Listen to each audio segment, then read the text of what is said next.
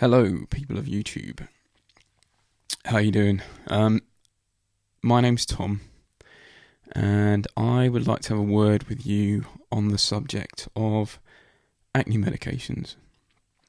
This is a video that I've been meaning to make for quite a long time now, about something that I've been struggling with for 6 years, approximately 6 years anyway. I'll tell the whole story. And apologies for all this gear. This is I come from a radio background, so I want to do it this way.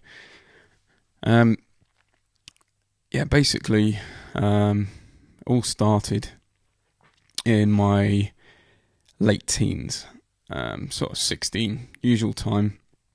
I started to develop a bit of a problem with spots. I didn't really think much of it at the time. It's expected, you're a teenager, you expect to get spots. So I started getting a few spots here and there, and I endured a bit of, kind of piss taking from my school friends, and then eventually people that I worked with. And I'd heard from other kids that they'd started taking medications for, oral medications for skin problems, for acne. And I went to see my doctor, and I asked if I could try it. So he gave me an antibiotic called oxytetracycline, which I tried, but it didn't really seem to make any difference. I had a few spots on my back that it cleared up, but other than that, I still went on to have problems. So I kind of gave up on that, and then I tried others throughout my 20s. I think I tried 3 different antibiotics. The first one was oxytetracycline. Second one was erythromycin, and then another one I tried was limecycline.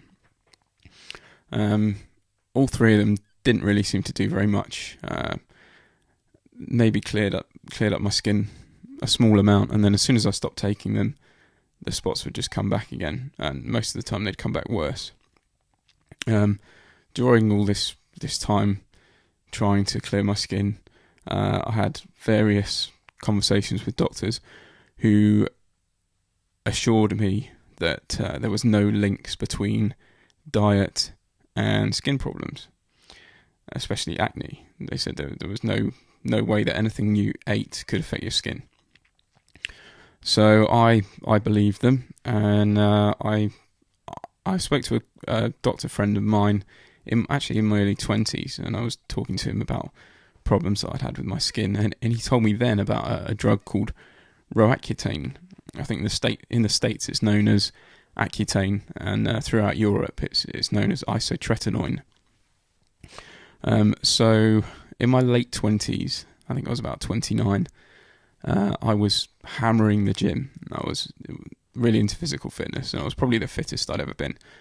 I had a 6-pack, was quite well built. I was putting on a bit of muscle, bulking up a little bit, and my cardio fitness was at a really good level as well. But there was one thing left that I really wanted to sort, and that was my skin. So I went back to my doctor and I said, look, I really want to fix my skin. And I knew what he would say. He said to me, well, we tried everything else. Why don't we try ROACCUTANE? So he gave me this long list of possible side effects. It was like 2 pages of things that could go wrong, or could happen to me. But I was told it's only very rare that people experience bad symptoms. So he reassured me that everything would be fine. So I decided that I would take it. So I took the drug, and I took it for 4 months. It was 80 milligrams per day. So it's supposed to be, I was told the dose was 1 milligram per kilogram of weight. And I weigh around about 80 kilograms, so I was taking 80 milligrams a day. So I kept taking these pills for 4 months, and I got all the side effects that I was expecting. Like incredible fatigue. I was kind of falling asleep at around sort of 6-7 o'clock at night. My lips were peeling and dry, and I had dry skin and nose sores. and I ended up with a little bit of depression as well, which is something that you're told to expect. But when I finished the drug, I never felt right again. For a fair few months afterwards, I was kind of expecting things to pick up. My skin had cleared up, but then my health just went on a gradual decline, and eventually my spots came back, and they came back worse. So I went back to my doctor, and he suggested that I try limecycline, which was an antibiotic that I'd taken prior to the ROACCUTANE. So I went on that, and my skin really cleared up, but I started to experience really strange health problems. Fatigue just kept getting worse and worse. So I went back to the doctor again, and I said, I think the ROACCUTANE that you've given me has damaged me. And he wouldn't have it. He was adamant that there's no chance that it could have done any damage to me. But he would send me for a blood test anyway. So I went for a blood test, and he found that my vitamin D levels were very low. He told me it's probably because I hadn't been getting enough sunlight, and he gave me vitamin D supplements, or he prescribed vitamin D supplements, which I started taking. I felt a little bit better, but I wasn't feeling right at all, and I struggled for quite a long time, thinking it was all in my head. People around me, girlfriend at the time was telling me, it's probably in your head, and family and everybody, nobody really understood what I was going through, because you can't understand what somebody's going through unless you actually get into their body. But at the end of the day, I'd lived inside my body for 30 years, and I knew that something wasn't right. I just instinctively knew that something was going wrong. I had various symptoms, and I was back and forth to and from the doctor's office over and over and over. And I think it was about 2 years after taking the drug, I went back to the doctor because I was feeling terrible. I felt really, really strange. Really foggy brain. Was getting dizzy spells. Didn't know what was going on. So they sent me for another blood test. When I had the blood test, I had very high TSH levels, which meant that my pituitary gland was overworking. They took this as a sign that I may have had a thyroid problem. So they left me for a month, and then they did another blood test, and the results came back normal. So I said to the doctor, how can that be? How can I have a suspected thyroid problem a month ago and now it's fine? And I was told, well, it was very vague. I was told, well, maybe you had an infection and now it's cleared up. I wasn't willing to accept this. So I went away and I got on Google. I decided to take things into my own hands. And I Googled foods that attack your thyroid. So the first thing that came up was gluten. So I took gluten out of my diet, and within 3 days I felt 50% better. My head was clearer, energy levels came up, and I realised that it was causing me a problem. And that kind of sent me on a path of discovery, and I realised just what these drugs had done to my system. I was actually having reactions to several foods. Sugar, grains, and dairy were the three that I actually took out of my diet, and I experienced vast improvements in health, but still wasn't right and knew that something wasn't right. Basically, what these drugs had done was they had affected my digestive system. That was the reason why I had a vitamin D deficiency, because my digestive system wasn't able to digest fats anymore, and vitamin D is actually found in fats. So you can get it from sunlight, but it's also in oily fish and dairy products.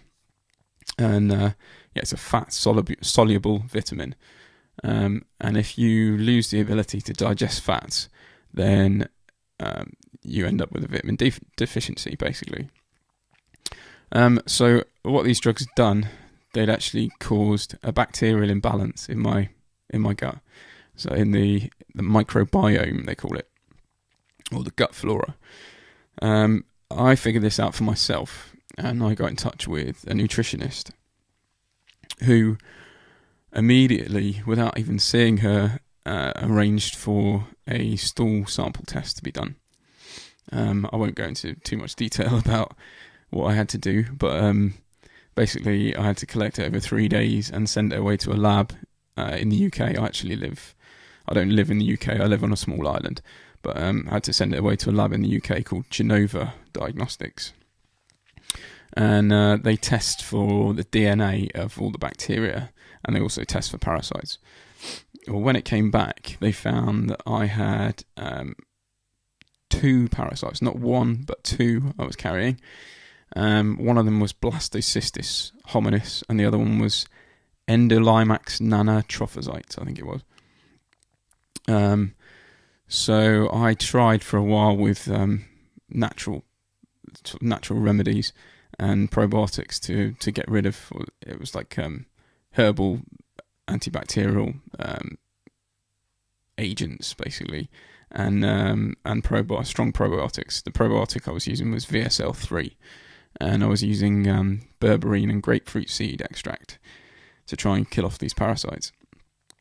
But although my health did improve, my skin began to clear up, I was still aware that there was still a massive problem, and I decided to get in touch with a doctor in the UK who I saw over Skype. This doctor was quite helpful, actually. His name's Appels Econs, and he's at Allergy Medical UK. And he prescribed a triple antibiotic therapy. I can't remember the names of the antibiotics, but it was to kill the Blastocystis hominis anyway. I had to take these for a couple of weeks, I think it was. And while I was taking them, there was a war going on in my gut. There was a massive battle going on down there. And after I took them, I ended up with terrible IBS. I mean, I was passing blood, and also I had really bad fatigue. I was kind of finishing work and crashing out on the sofa at 5 o'clock in the evening. I had no energy at all. And basically, because I'd taken antibiotics, it had done more damage to my digestive system, or to my gut flora, killed off more of my good bacteria, what little I had left. So I then went on another path of discovery on my own, really, unaided, because I'd given up with doctors by this point. They basically showed me the door and told me that they couldn't help me, even though they caused the problem. So I went away to a detox retreat in Thailand, where I fasted for a week. At the time I was fairly certain that this was going to sort me out, because I thought that it would, kind of rest my digestive system and maybe help to put it back to normal again. But unfortunately, towards the end of the week, or when I finished the week, I felt really good. I was looking in the mirror, and I felt like it was me looking back again. I looked awake. The whites of my eyes were very bright again, and I felt like myself again. But as soon as I came home and I started eating again, I started having problems again. Terrible constipation, it just built up inside me, and the only way that I could function normally was to do coffee enemas, because I don't know if you've ever had terrible constipation, but when you do, basically what happens is all these toxins are building up in your system, and because you're not expelling the toxins, they start to go back into your bloodstream, or they start to enter the bloodstream through the gut wall, or leaky gut, as I was told by my nutritionist that I probably had. And they start to affect your brain. I was getting dizzy spells and this terrible brain fog. Couldn't concentrate at work. I'd had that prior to doing all this, but I'm not going to tell you the whole story because I could be here all night telling you everything that's happened. But yeah, basically, I've lost my thread now. Yeah, well, so all these toxins were entering my system again. And then I went down another path of thinking that I had small intestine bacterial overgrowth. So this was sort of a couple of months before Christmas just gone. And I did a breath test for SIBO, small intestine bacterial overgrowth. And that came back negative. I didn't have SIBO. So I decided to do another stool sample test, another 3-day stool sample test. This came back that I had no lactobacillus, which is a beneficial bacteria that you're supposed to have. I had no growth of that whatsoever. And I had an overgrowth of something called bacillus, which is a bad bacteria. So I got in touch with Dr. Econs again, who prescribed a drug called rifaximin, which in the States is used for IBS, but in the UK it's not recognised for IBS. It's only used for traveller's diarrhoea. And I took a 10-day course of rifaximin. And the idea was that I'd take the rifaximin for 10 days and then start using probiotics to replenish the good bacteria. The problem is, when you take probiotics, the type of probiotics you'd buy in the store, they don't actually colonize the gut. They just pass through. So they help while they're there, but you'll never replace that bacteria once it's gone. The only way that I believe you can replace it is with, dare I say it, a fecal transplant. Now, if you've not heard of a fecal transplant before, this is basically what you do, or what somebody else has to do, is they take a stool sample from a healthy person, and they extract the bacteria from that stool, and then they implant it into the gut of the unhealthy person. The only thing it's used for in hospitals at the moment is Clostridium difficile, but there are a couple of places in the world where they're using it for all kinds of things, for IBS, Crohn's disease, ulcerative colitis, and there's a few people on YouTube that have used it. If you do a search on YouTube for, there's a guy, I can't remember what his name is, but he's actually cured his ulcerative colitis by doing a DIY fecal transplant. I'm actually heading to the UK tomorrow to a place called the Taymount Clinic, and I'm going to have a fecal transplant. It's costing me £2,500 of my own money, because I'm desperate to correct my health. It's been 6 years now. My official diagnosis is IBS and CFS. CFS being chronic fatigue syndrome. These two things are such vague terms that it just makes me angry. I mean, IBS, irritable bowel syndrome, to me is quite obviously caused by bacterial imbalances in the gut flora. And chronic fatigue syndrome is just basically saying that you're tired all the time, but there has to be, for me, in my head anyway, there has to be a reason for somebody to be tired. I mean, you're only tired all the time if you've got something wrong with you. Now, it's obvious to me that my microbiome, which is my gut flora, this collection of bacteria in my digestive system that make everything work, there's an imbalance in those. That when you take an antibiotic or when you take any medication, they affect these bacteria in your gut.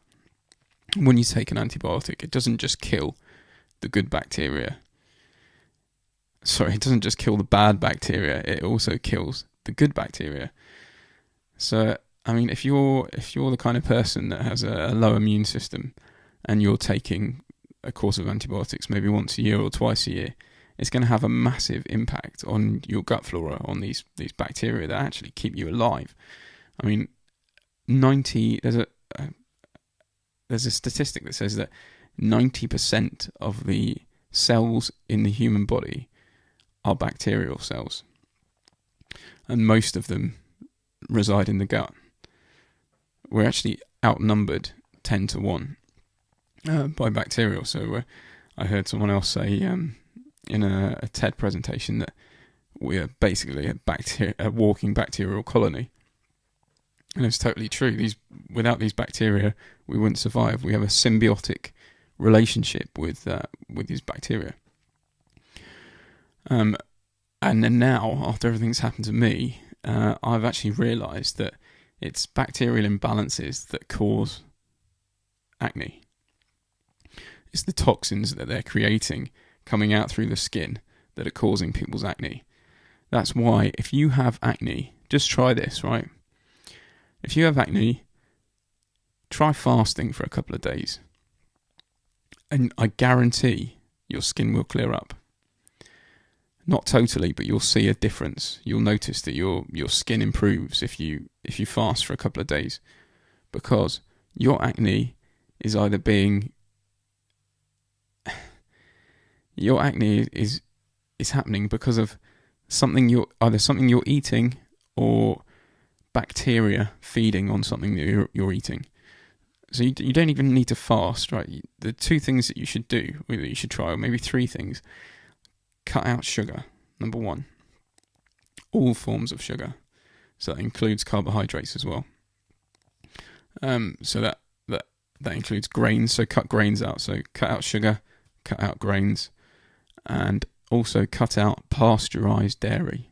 Okay? The reason I say pasteurized dairy is because pasteurized dairy is basically a dead product. There's no live element in pasteurized dairy anymore, and you need the live element to help you digest it.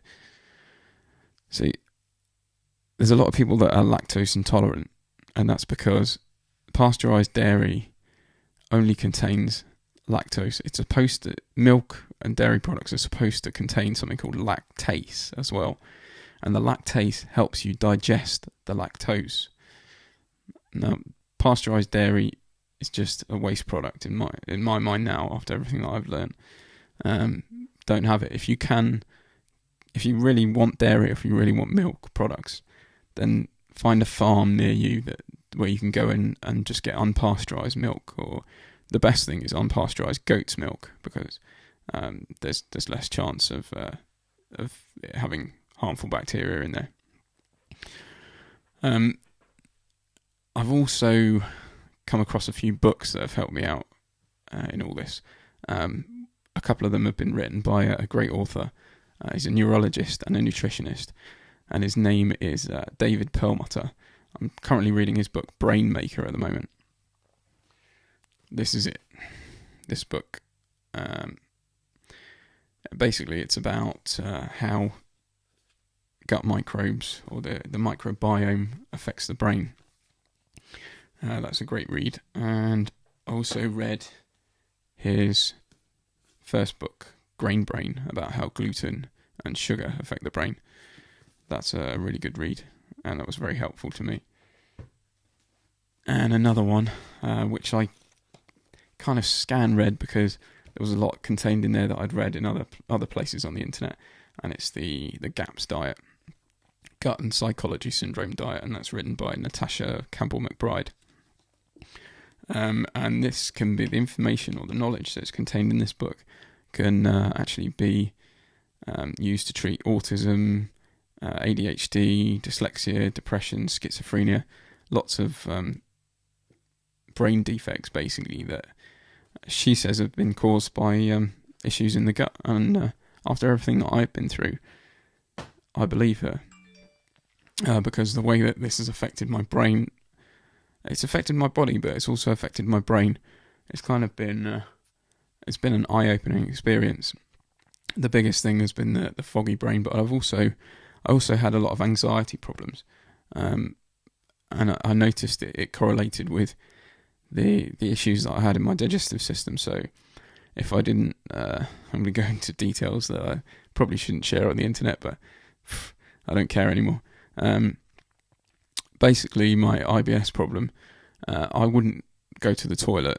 I wouldn't have a bowel movement for days. And the longer it went, the more anxiety I started to feel. Kind of this constant sort of tight chest. And then it would make me very nervous and edgy. And I have to deal with customers every day in my job. And basically, I was edgy all the time. I found dealing with customers very difficult. So it would build up and build up and build up, and this anxiety would build up, and then I would have a bowel movement, and the anxiety would clear. And I went to doctors and told them about this, and they told me that there was no chance that could be the case. But I felt like screaming in their faces, no, this is actually happening. It was crazy. I mean, I've got a list of symptoms here of some of the things that happened to me over the 6 years.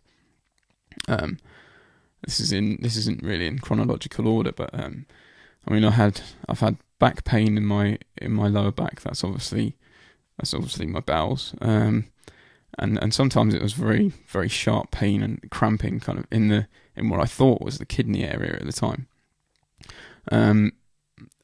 Yeah, my acne got worse. Obviously, I've mentioned that already. I began to have very foamy urine. Like, it was obvious there was something in there that shouldn't be in there. And I was actually feeling like I needed to use the toilet all the time, and to urinate anyway. And it was just constant. I mean, I'd go to bed at night and I would have to go to the bathroom like 3 or 4 times before I could actually fall asleep. So this led to insomnia, and I generally had insomnia anyway. Yeah, and I had a lightheadedness. Sorry, I'm reading this off a list on my phone that I've made. Lightheadedness, difficulty concentrating. I actually had a feeling like I could lose control. It was because my nervous system was affected. I always felt like I was on edge.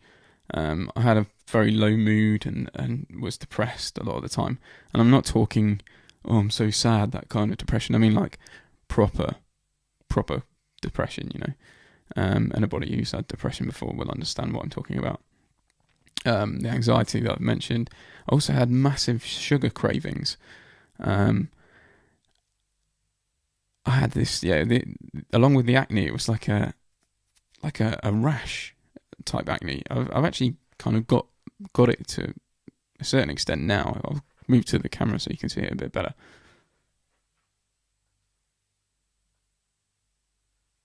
So you can see it on my face now. It's not normal for a guy of 35 years old to have acne. It's just not normal.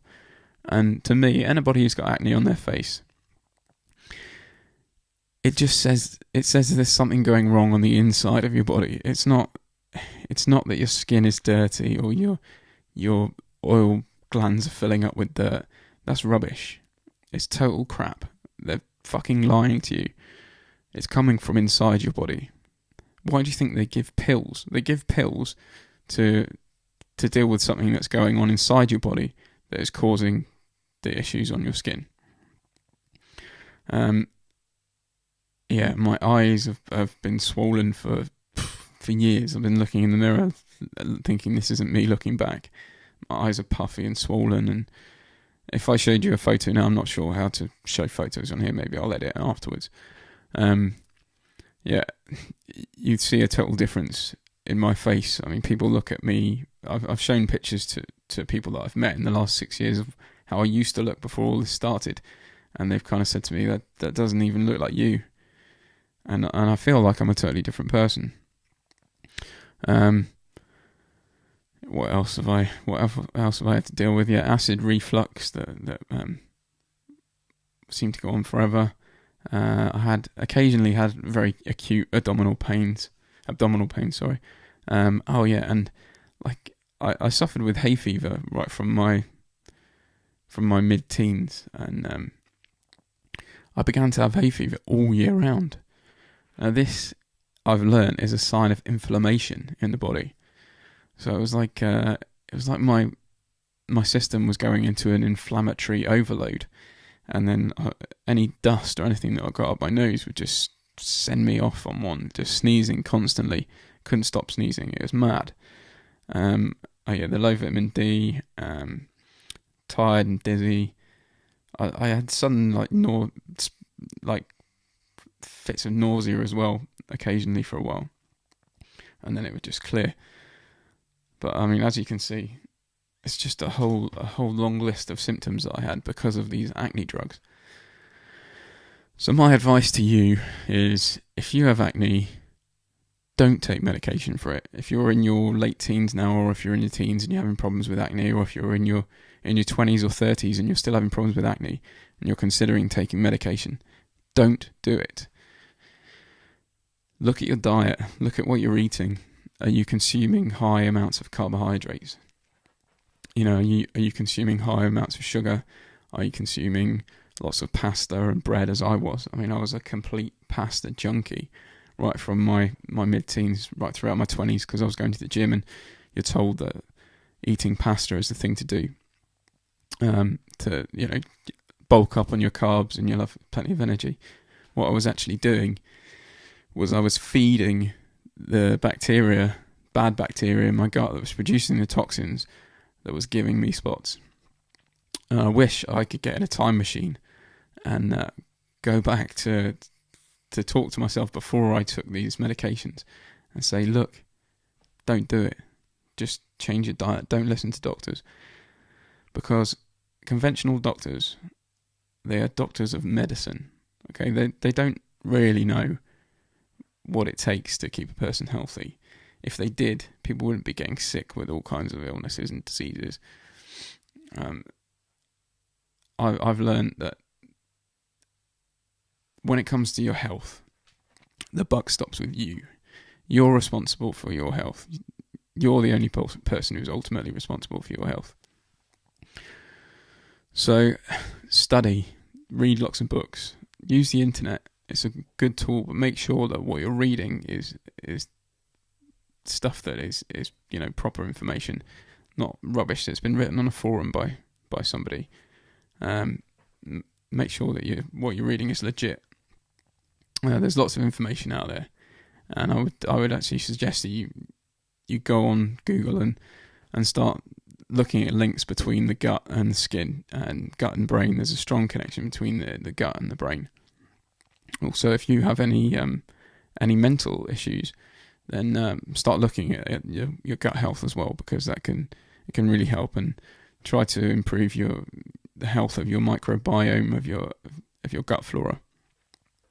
You'll be amazed at the results when you start taking probiotics and change your diet. Switch to the paleo diet, which is something I eat now, which is basically just meat, fish, vegetables, occasional pieces of fruit, and nuts. And there's lots of information. I can recommend a really good book on that.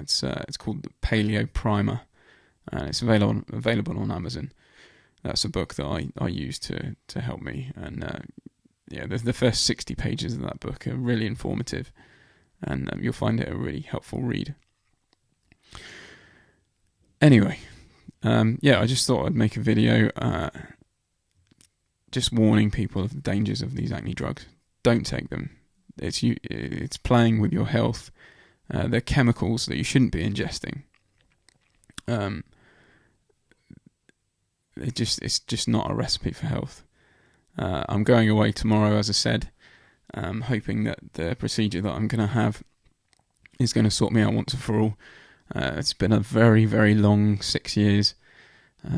It's created all kinds of problems in my personal life, not just the continual health battle, but it's affected my work, it's affected my relationships. It actually caused the breakup of my last 2 relationships. Not many people have really understood what I've been going through. It's very difficult to understand what somebody's going through when they've got all these chronic health problems, and it's easy for people to look on and kind of say, it's all in your head, or what's wrong with that guy? He's such a miserable fucker. But without people getting inside my body or getting inside my head, they can't really understand what I'm going through. I'm just hoping that after I've had this treatment and I can return to some sort of normality, I can try and repair some of the damage that's been done to my social life. Because prior to this, I was I was DJing. I'm actually a house DJ on the side. I've been doing that for 14 years, but this problem has stopped me consuming alcohol, and like every other DJ, or most other DJs, when I go out DJing, I like to have a few beers, and that's not something I've been able to do. The last time I tried to have a few beers was actually, it was New Year's Eve, and I spent 2 days on the toilet, and prior to that was Christmas Day. I had 4 bottles of Corona, and I think it was 2 shots of vodka. 1 minute I was stood at a bar. The next I was waking up on the floor at home, and I was being sick everywhere. I don't remember anything. So when things like that happen, you know there's something wrong with you, and it's very frustrating when you're going to doctors and telling them that there's something wrong with you, and they kind of take your blood pressure, weigh you, do a few blood tests, and say, no, there's nothing wrong with you. There's the door. See you later. It's extremely annoying, and I actually had a doctor tell me, you need to stop being so introverted about your problems. Just accept the fact that you've got chronic fatigue syndrome, and go away and deal with it. And he just basically showed me the door. That was the last time I saw a conventional doctor, and I decided at that point I wasn't going to bother with them anymore. So, on the subject of your health and your skin, don't trust what they say about food not affecting your skin. It does. Basically, that's the be all and end all of it. What you eat does affect your skin, because it affects the bacteria in your gut, and they produce toxins that can affect your skin. So yeah, don't take acne medications. Stay away from them. And I might just make another video to let you know how I get on with the fecal transplant. Till next time, cheers.